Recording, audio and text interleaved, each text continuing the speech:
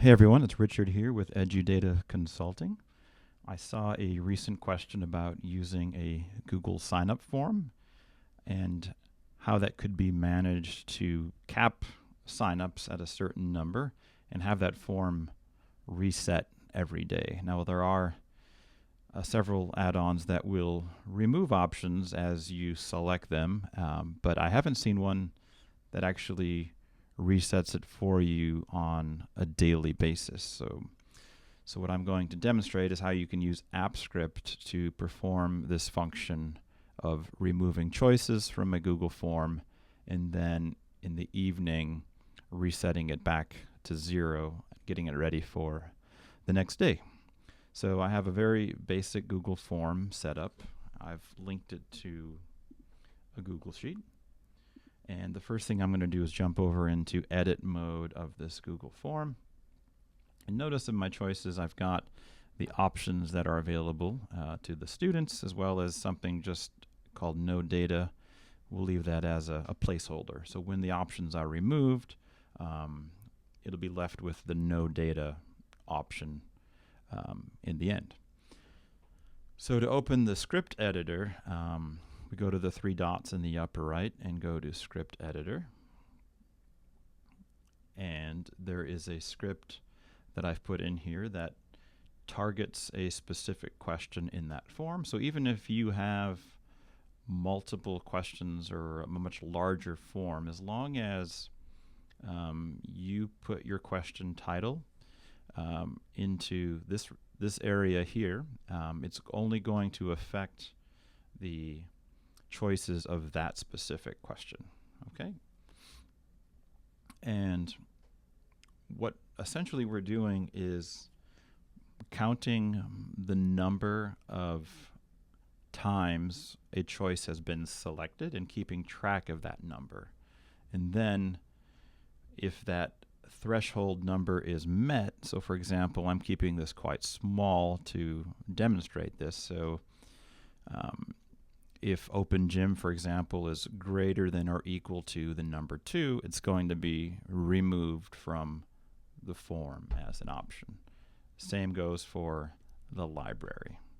So you could kind of rinse and repeat this strategy if you needed to remove several other choices. But we'll keep it small for the example. So let's go ahead and fill in some data. So we'll say Richard, let's open library. And we'll say Frank is also open library. Now notice how we said if it's 2 or greater than 2, open library will be removed. Well, it looks like it hasn't been removed, but watch what happens when Sam tries to select it. We get a little error message. So it says, looks like there's a more recent draft of your response. Update to your latest draft to pick up where you left off. So it's not allowing me to submit it.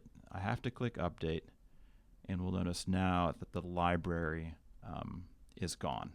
So maybe we'll put Sam in the OpenGym, submit, and then we'll put Timmy also in OpenGym, submit, and then we're going to try to also get another person into the gym. We know we've already reached our threshold, so it's not going to work, but we'll try Betty, submit. And again, we get an error. We're not allowed to submit because that choice is actually no longer available. I click update. Now the only option here is this placeholder we had discussed earlier. So that's how we're managing the capacity of each of these signups.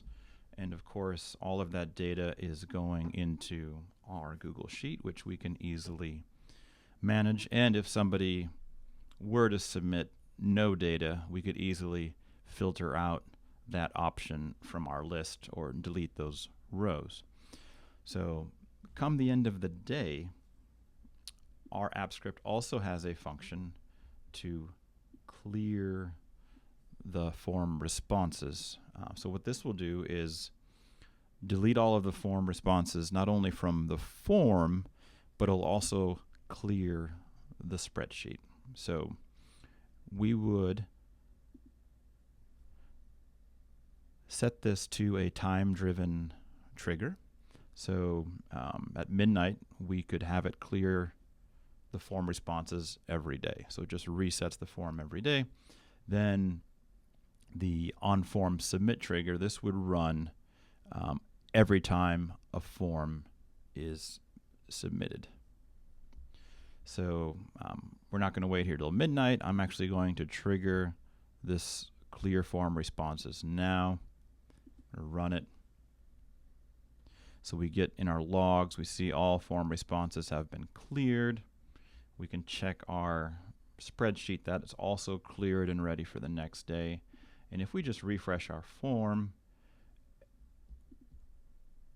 actually I should have just did a new one because I already started that one, but we can see how the options are now all available for submission again. So there you have it. That's one way you can use AppScript to accomplish this task. Thanks for watching. Bye.